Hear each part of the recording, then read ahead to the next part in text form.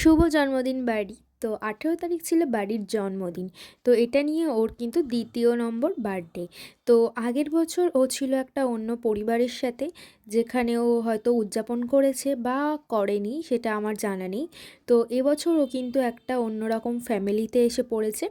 হ্যাঁ, ওকে যেহেতু আমি অ্যাডাপ্ট করেছি অনেক বড় বয়সে, তো সেক্ষেত্রে ওকে কিন্তু আমি কিছুদিন আগেই অ্যাডাপ্ট করেছি। আর ওর বার্থডের মানে ওর প্রেসক্রিপশানে কিন্তু ওর বার্থডের ডেটটা দেওয়া ছিল, তো সেটা থেকেই আমি জানি যে ওর 18 জানুয়ারি জন্মদিন।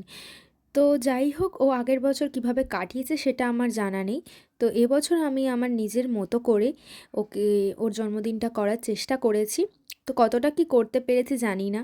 তো যাই হোক, মানে রেগুলার বেসিসে ও যেগুলো খায় আমি সেই সবজিগুলোই কেটে নিচ্ছি।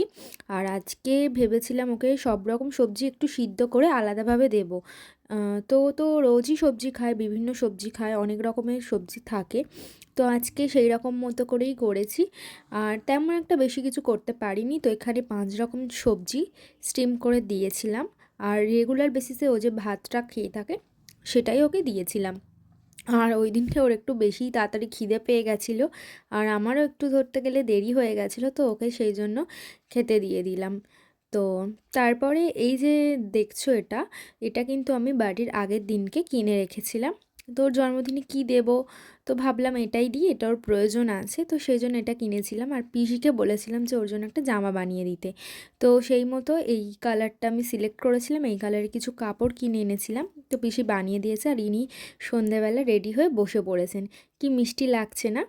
তো যাই হোক, তারপরে ওর কিন্তু বন্ধুরাও চলে এসেছে। হ্যাঁ, ওর এই দুটো বন্ধু কোকো আর চিনি, তো ওদেরকে ও ইনভাইট করেছিল, তো ওরাও এসেছিল। আর ও তো ভীষণই ভয় পাচ্ছিল, তোমরা এখানে দেখলে বুঝতে পারবে।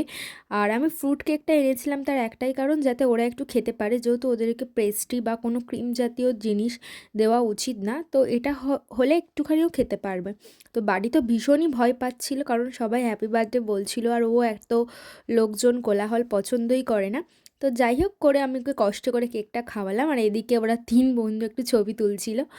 তো যাই হোক, এইভাবেই মজার মধ্যে দিয়ে দিনটা কাটলো। চলো বাই।